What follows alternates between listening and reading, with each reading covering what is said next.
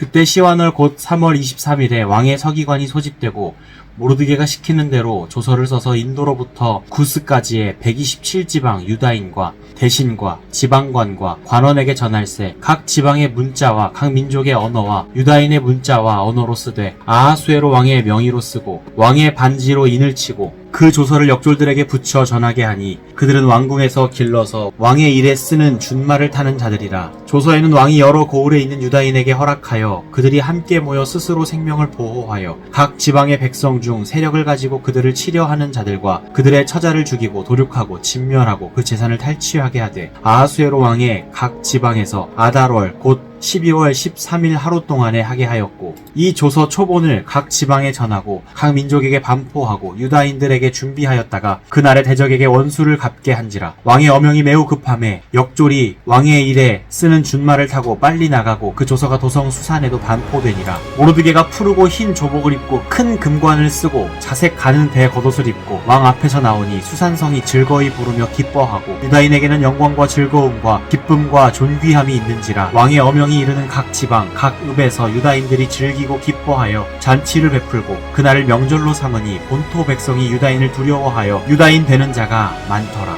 아멘.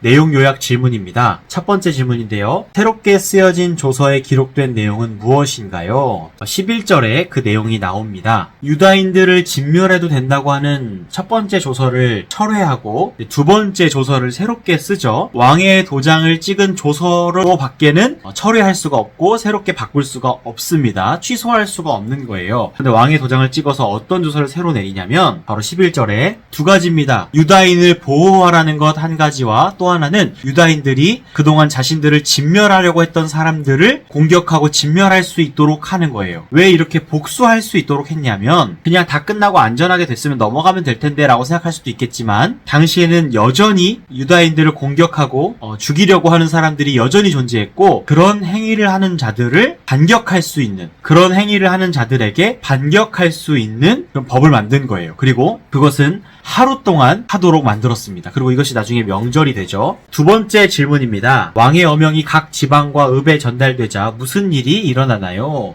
17절에 그 답이 나오는데요. 지방과 읍에서 유다인들이 즐기고 기뻐하고 잔치를 베풀고 그날을 명절로 삼았습니다. 그리고 이게 굉장히 중요한 말인데 본토 백성이 즉 페르시아 사람들이 유다인을 두려워하여 유다인 되는 자가 많더라 라고 이야기합니다. 페르시아가 훨씬 더 강한 민족이죠. 근데 자신들이 포로로 잡고 있는 유다인이 되고자 하는 자가 많았다는 거예요. 참 신기한 일이죠. 자, 드디어 유다인들이 구원을 받았습니다. 모르드게와 에스더뿐만 아니라 유다 민족 전체가 구원을 받고 이 페르시아에서 아주 높은 지위로 올라갈 수 있게 되었어요. 오늘의 말씀에 관해 한번 생각해 봤으면 좋겠는데 에스더와 유다 민족이 구원받은 역사적 사건이 우리에게는 어떻게 적용될지 한번 생각해 봤으면 좋겠어요. 에스더와 모르드게 그리고 유다 민족이 구원을 받은 사건은 역사적 사실입니다. 그런데 아주 특수한 상황이죠. 아주 드라마틱하게 절체절명의 순간에서 구원받는 일들이 기록되어 있어요. 근데 우리의 삶에는 그런 어떤 사건적인 드라마틱한 일들이 벌어지지 않을지도 몰라요. 그런데 우리의 인생에는 예수 그리스도라는 참 구원자 하나님이신 그분이 찾아오셨어요. 누구 때문이냐면 바로 나 때문이에요. 지금 큐티를 하고 있는 여러분 한 사람 한 사람을 위해서 예수님이 오신 거예요. 그래서 새 계명을 쓰시는 거예요. 이전에는 율법을 다 지켜야만 구원을 받는다고 생각했던 시절이 있죠. 율법을 지켜도 구원 못 받아요. 왜냐면 못 지키니까. 율법 조항 하나하나를 지키는 것 같지만 사실은 율법을 지킬 수가 없죠.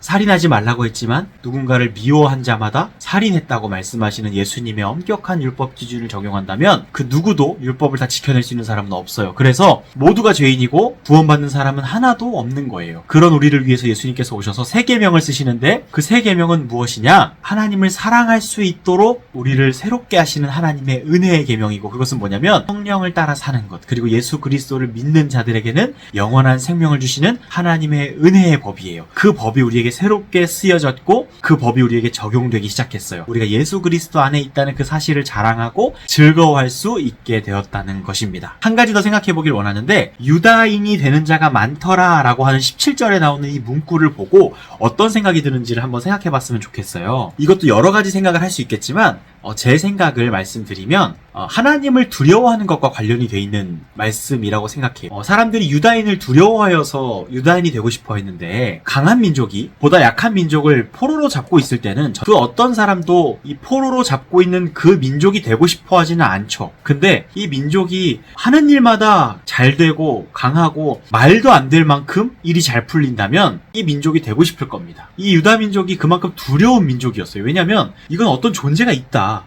분명히 어떤 존재가 이 민족을 도와주고 있다. 당시에 신들이 많다고 생각했으니까 이 신들 중에 저들이 믿는 신이 가장 강하구나라고 생각했을지 모르겠어요. 그래서 어쩌면 유다 민족을 두려워했다는 것은 그들이 믿는 하나님을 두려워했다는 것과 관련이 있을 것 같아요. 그래서 우리가 신앙생활하는 것에 적용해 본다면 교회 다니는 사람들, 그리스도인들이 과연 세상에 어떤 모습으로 비춰질, 그냥 민폐 끼치고 기독교를 나쁜 종교로 말하고 그리스도인들을 나쁜 사람들로 인식하게 되고 있다면 우리가 스스로를 돌아보고 많이 반성해야 될 거예요. 우리는 부족한 사람들입니다. 우리는 연약한 사람들인 게 분명해요. 하지만 하나님이 우리와 함께 하신다는 사실, 그리고 하나님이 우리를 통해 역사하신다는 사실을 생각한다면 우리가 두려운 존재라서 두려워하는 것이 아니라 우리를 통해 일하시는 하나님을 보고 세상 사람들이 나도 그리스도인이 되고 싶다라는 생각을 하도록 할 그런 의무가 우리에게 있다는 생각이 들어요. 자, 이제 우리가 한번 삶에 적용해봤으면 좋겠는데요. 성경 말씀에 따르면 나의 삶이 어떻게 변화되어야 하는지 한번 적어봤으면 좋겠습니다.